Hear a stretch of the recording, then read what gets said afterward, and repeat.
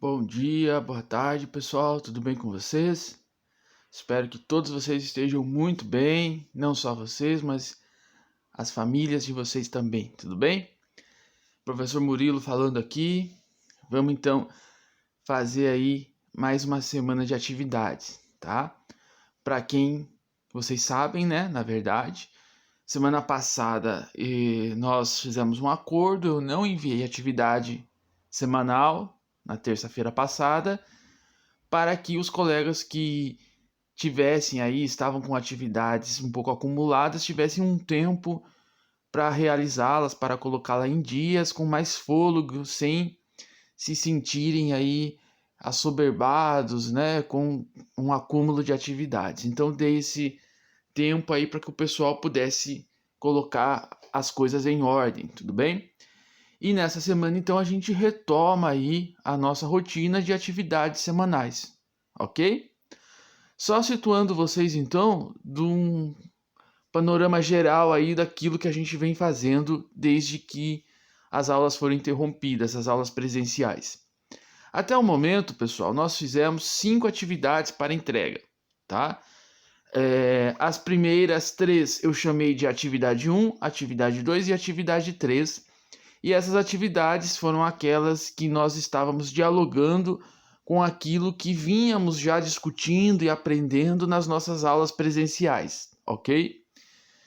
Depois dessas 3 primeiras atividades, vocês receberam o diário de aprendizagem, e nesse diário de aprendizagem, nesse segundo volume, né, do diário de aprendizagem, vocês têm aí as atividades de ciências humanas, né, que como eu expliquei para vocês, é uma grande área de conhecimentos que abriga as disciplinas de história, geografia, filosofia, etc.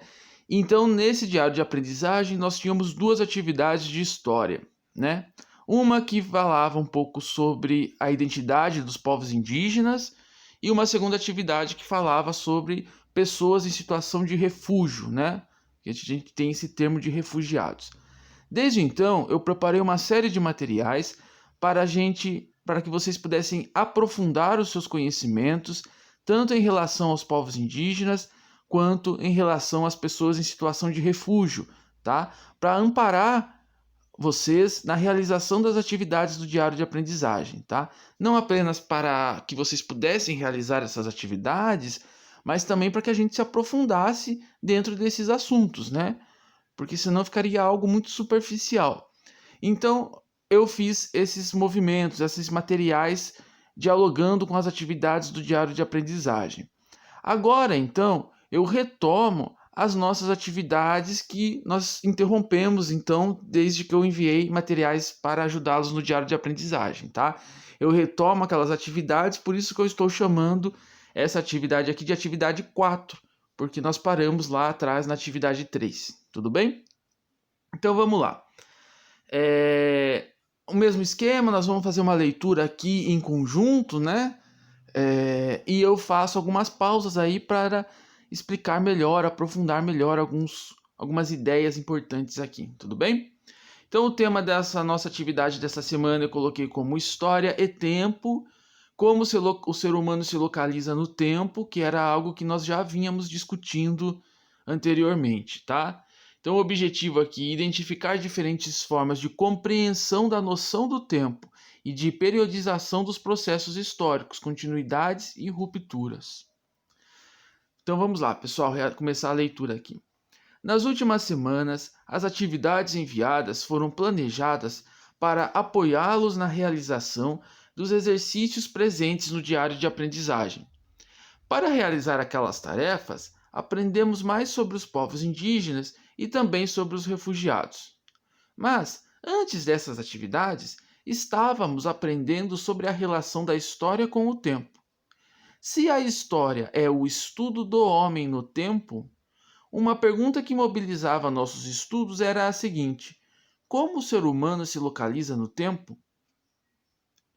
De forma resumida, vimos que nos relacionamos com o tempo de várias formas. A. Tempo da natureza. Observações de fenômenos naturais, o dia e a noite, as fases da lua, o período das cheias dos rios, a dinâmica das marés, as estações do ano, as épocas de colheita e semeadura, etc. B. Tempo cronológico. É quando a matemática quantifica o nosso tempo e passamos a nos guiar e nos localizar pelo uso de calendários, os relógios, as noções de dias, meses, anos, décadas, séculos e milênios. E C. Tempo histórico. O ser humano também se situa coletivamente e politicamente a partir da sua localização na história do mundo, do seu país, da sua cidade, etc. Essa localização é medida pela identificação de fatos históricos. Então, pessoal, vamos recordar aqui que nós estávamos conversando, tanto nas nossas aulas presenciais quanto nas 3 primeiras atividades que eu preparei para vocês, sobre aquela definição de história que dizia que história é o estudo do ser humano no tempo e as suas relações com a natureza, suas relações metabólicas de transformação com a natureza. Vocês estão lembrados disso? Então, se a história é o estudo do homem no tempo, e aqui a palavra homem aparece no sentido de gênero humano, né? Portanto, homens e mulheres. Então, se a história é o estudo do ser humano no tempo, uma pergunta que é fundamental é como que o ser humano se localiza, se situa no tempo. E nós temos então aqui, para recordar, algumas formas com que nós percebemos que os seres humanos se localizam no tempo, né? Uma delas é o tempo da natureza, que nós já fizemos uma atividade, a atividade 3, né? Que processos da natureza, processos naturais, acabam criando eventos sociais que ajudam comunidades e sociedades a se localizarem no tempo e também a criarem identidades, né? Vamos recordar das atividades que nós fizemos falando sobre os processos de semeadura e colheita para povos indígenas e também em algumas populações tradicionais africanas no exercício que nós fizemos na atividade 3 e também na nossa vida cotidiana aqui, contemporaneamente, né? Como o tempo da natureza, ele também nos ajuda a nos localizarmos, né? E hoje, pessoal, nós vamos tratar então dessa parte B, o tempo cronológico. E na semana que vem, o tempo histórico. Realizamos uma atividade a respeito do tempo da natureza e vimos como os fenômenos naturais também orientam as ações humanas. Hoje, vamos aprender sobre o tempo cronológico. Como podemos ver acima, o tempo cronológico é aquele quando a matemática quantifica o nosso tempo e passamos a nos guiar e localizar pelo uso dos calendários, os relógios, as noções de dias, meses, anos, décadas, séculos e milênios. Leia a poesia abaixo de Roberto Pompeu de Toledo. Quem teve a ideia de cortar o tempo em fatias, a que se deu o nome de ano, foi um indivíduo genial e industrializou a esperança, fazendo-a funcionar no limite da exaustão. 12 meses dão para qualquer ser humano se cansar e entregar os pontos. Aí entra o milagre da renovação e tudo começa outra vez, com outro número e outra vontade de acreditar que daqui para adiante vai ser diferente.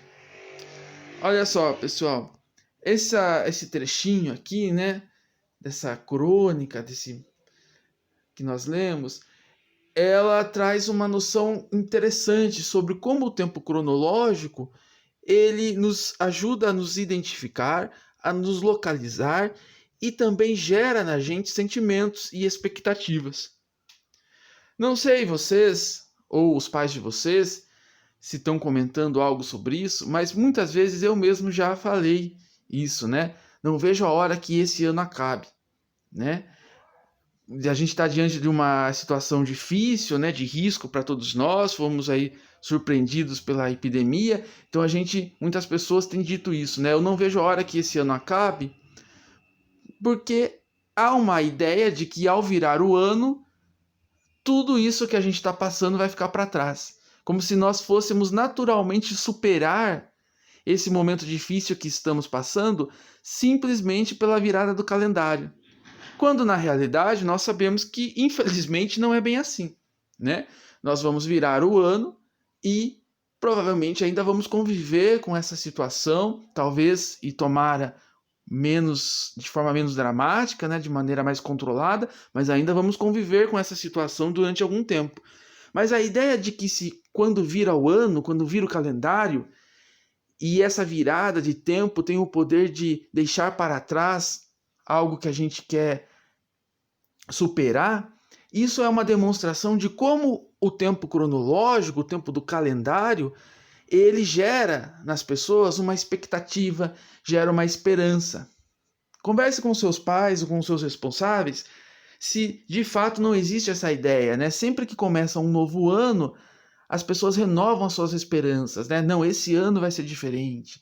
Ou seja, como esse tempo de calendário, ele tem um certo poder de atuar na nossa expectativa sobre a nossa vida. O poema acima nos mostra como uma invenção humana, o calendário, interfere em nossa relação com o tempo, podendo até nos motivar e nos encher de esperança. A contagem do tempo é um exercício realizado há muito tempo pela humanidade. Ela é importante para situar os acontecimentos dentro de uma determinada temporalidade e cronologia. Os calendários, portanto, também apareceram enquanto um meio de contar e dividir o tempo. A criação e o desenvolvimento dos calendários estão em sintonia com fenômenos naturais e religiosos de determinados povos. Vários foram os calendários criados pela humanidade, e hoje temos diferentes calendários sendo utilizados no mundo. Vamos conhecer alguns deles? Então, pessoal, a contagem do tempo, né? A necessidade de contar e dividir o tempo, ela é uma necessidade da humanidade desde tempos mais remotos, né? Então, por isso que as sociedades, ao longo da história, desenvolveram e criaram diversos calendários para poder ter um mecanismo de contar, de dividir e de criar uma cronologia dos acontecimentos. Isso é muito importante, né?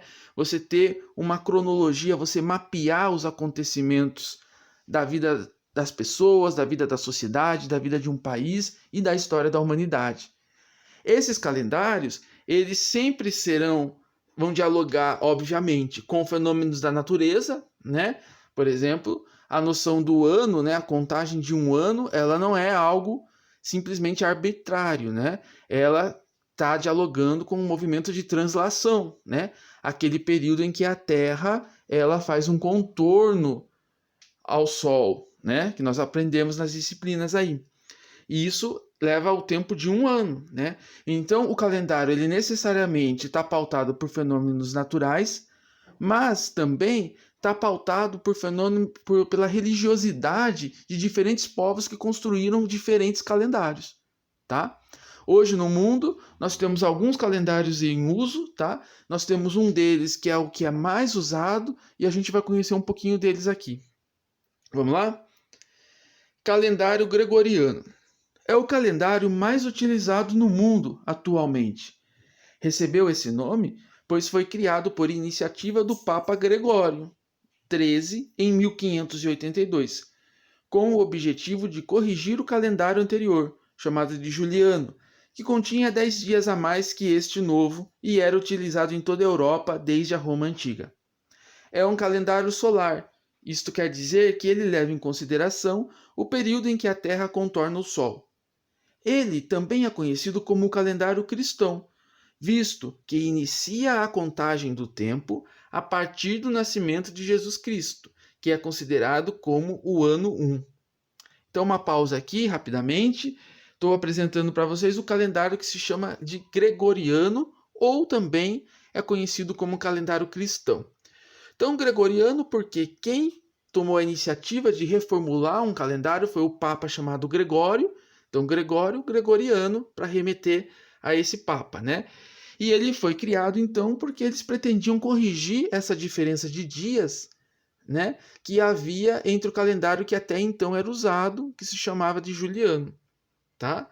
Então, o calendário gregoriano passou a ser um calendário mais exato na contagem dos dias, do tempo, que o calendário juliano que até então era usado. Aqui uma questão muito importante, né? Esse calendário, que é conhecido como calendário cristão, ele escolhe um fato histórico para ser o marco inicial da contagem do tempo naquele calendário. Um calendário, vocês sabem, ele é marcado pela contagem do tempo. Então você tem que ter um ano 1, tem que começar de algum lugar, tá?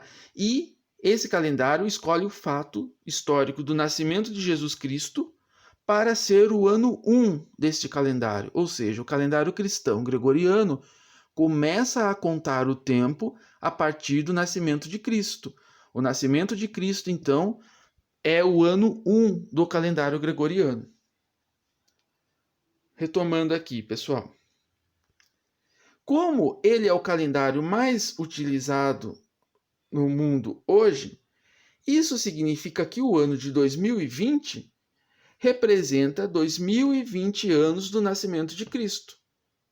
Ok? Se o nascimento de Cristo é o ano 1 e nós estamos no ano de 2020 e utilizamos o calendário gregoriano, significa que há 2020 anos se dava o nascimento de Cristo. Na contagem do tempo, dessa forma, os anos que antecederam o nascimento de Cristo, portanto, o ano 1, são expressos como antes de Cristo, ou, abreviando, utilizamos a sigla AC. Por exemplo, quando nos referimos à invenção da escrita, identificamos como 3500 AC, ou seja, 3500 anos antes de Cristo, antes do ano 1 no calendário cristão. Outro exemplo, a fundação de Roma se dá em 753 AC, ou seja, em 753 anos antes do nascimento de Cristo. Pessoal, só mais uma pausa aqui para explicar para vocês. Pessoal, um calendário, então, ele é construído a partir de interesses de determinadas comunidades, né? No calendário cristão gregoriano, eles escolheram um fato que eles julgam importante para a cultura cristã, que é o nascimento de Cristo, para ser o ano 1, para ser o marco do início da contagem do tempo. Isso é, então, uma criação, uma organização desse calendário pelos cristãos, ok? Mas a história humana não começa a partir disso. Isso é uma imposição desse calendário, é uma construção cultural, tá? Obviamente, a humanidade tem uma história que remonta a um período muito anterior ao nascimento de Cristo. Então, como que a gente vai identificar os acontecimentos e fatos históricos que ocorreram antes do nascimento de Cristo? Será através dessa identificação de AC, ou antes de Cristo. Tudo bem? Então, aqui eu dei um exemplo de dois fatos. A invenção da escrita aconteceu 3.500 anos antes de Cristo. Então, a gente vai identificar assim, 3.500 AC. Ok? Para situar acontecimentos depois do nascimento de Cristo, não há necessidade de identificar como depois de Cristo ou DC. Nesses casos, apenas informamos o ano, como por exemplo 2020. Já se subentende que se trata de 2020 depois de Cristo. Então perceba que a referência será sempre o ano 1, cuja importância é o nascimento de Cristo. Ok, pessoal? Então, esse é o calendário gregoriano cristão. Vamos conhecer um pouquinho do calendário judaico. Esse calendário foi criado pelos hebreus, povos semitas do Antigo Oriente Médio, que estabeleceram como o marco inicial da contagem do seu calendário o ano de 3760 antes do nascimento de Cristo, ou seja, 3760 AC. Isso significa que, para os judeus, o início da contagem do seu calendário, ou seja, o seu ano 1, se dá 3.760 anos antes do início da contagem de tempo no calendário cristão. Portanto, o ano de 2020 no calendário cristão é equivalente ao ano de 5.780 no calendário judaico. Ou seja, pessoal, no calendário judaico, eles escolheram como um marco, como um evento histórico para começar a contagem do seu tempo, o seu ano 1, um evento de 3.760 anos antes daquele escolhido pelo calendário cristão gregoriano, ok? Calendário islâmico.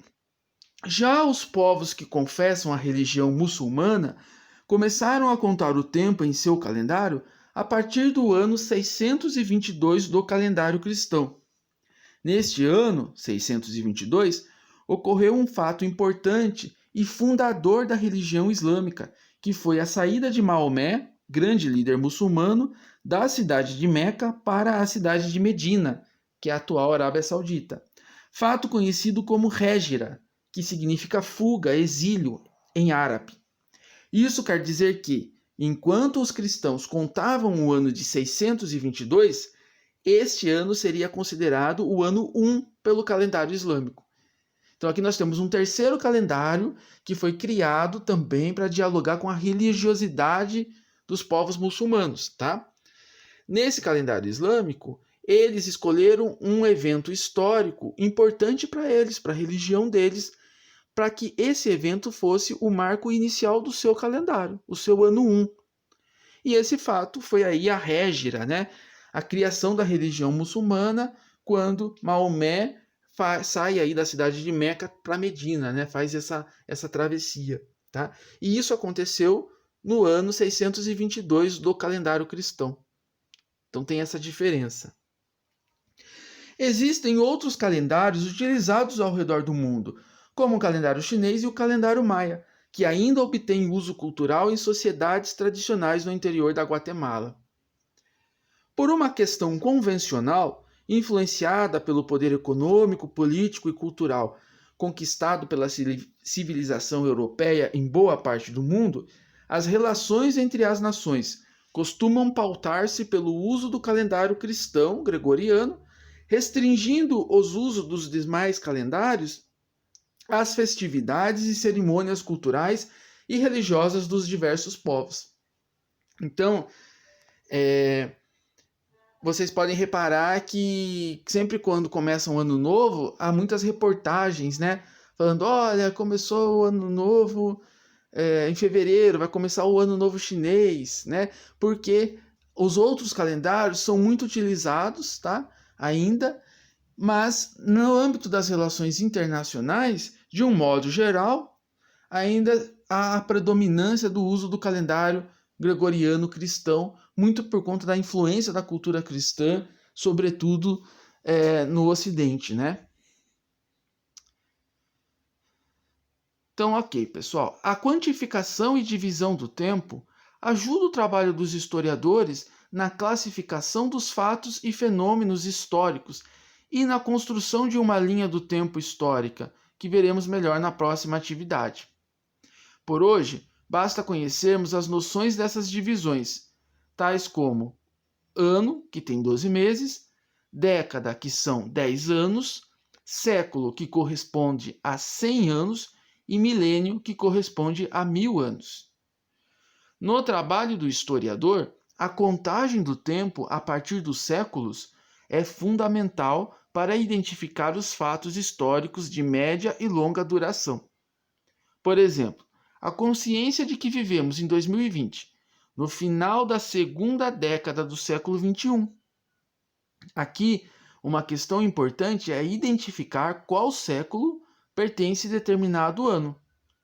Para isso, podemos aprender as seguintes regrinhas. Então, antes de eu passar aqui as regrinhas para vocês, por que é importante a gente saber sobre os calendários, saber essas noções de que 100 anos significa um século, 1000 anos significa um milênio, né?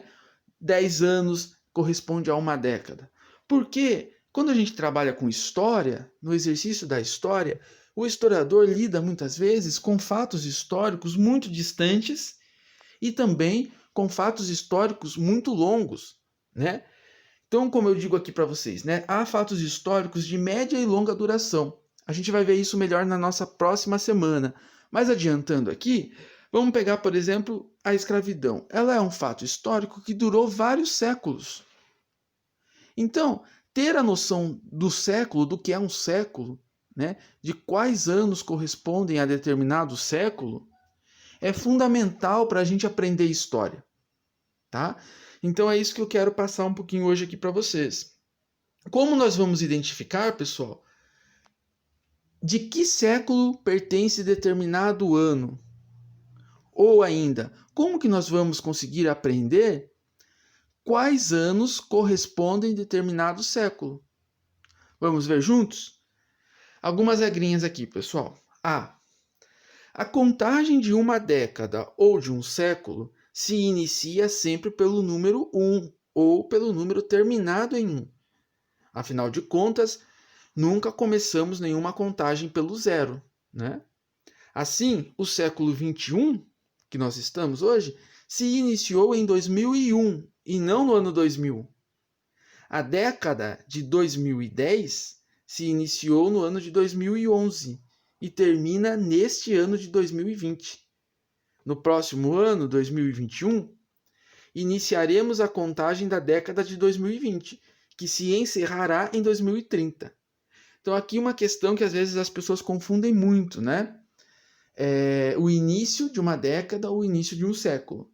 Pessoal, nós sempre começamos a contar a partir do número 1, né? Ninguém começa 0, 1, 2, 3, 4. É sempre a partir do 1. Se você tem 10 laranjas, você não começa a contar essas laranjas pelo número 0. 0, 1, 2, 3. Não, você começa pelo 1. Não é? Então, essa contagem sempre se dá pelo número 1. Tá? Então, o número 0, geralmente, ele vai ser o final de ciclo. Ou o final da década, ou o final do século. Tudo bem? Regrinha B. Quando o ano terminar em 00, tipo 2000, 1900, 1800, é só eliminá-los, o zero, os dois zeros, e o número que sobrar indicará o século correspondente. Por exemplo, 1200. Se a gente tirar os dois zeros, vai ficar 12. Então, é século 12, sem dúvidas. 1900. Se a gente tirar os dois zeros, fica 19, século 19. Se, quando o ano não terminar em 00, ou seja, for qualquer outro número, 1995, 1987, 2021, por exemplo. Quando o ano não terminar em 00, é só eliminar os dois últimos algarismos e somar 1 ao número que sobrou. E você terá o século. Olha um exemplo aqui.